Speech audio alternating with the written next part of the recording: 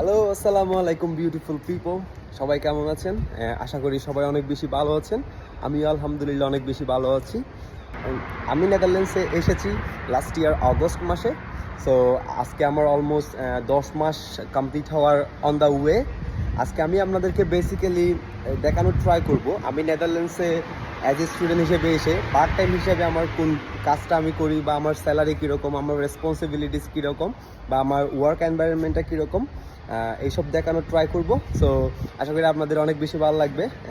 আর আমি এই যাত্রায় বা কন্টেন্ট ক্রিয়েশন যাত্রায় অনেক বেশি নতুন। এটা মেবি আমার নাম্বার সেকেন্ড আর নাম্বার থার্ড ভিডিও। তো আশা করি আপনারা সবাই আমাকে সাপোর্ট দিবেন, আমার ভুলগুলো মাফ করার ট্রাই করবেন। যেহেতু আমি নতুন যাত্রা শুরু করছি, আমার অনেক পেছনে অনেক ধরনের ভুল ত্রুটি হতে পারে। সব কিছুর জন্য আমি আপনাদের কাছ থেকে মাপ চেয়ে নিচ্ছি, বাট ডেফিনেটলি আমি আপনাদেরকে কথা দিচ্ছি, বাই দ্য টাইম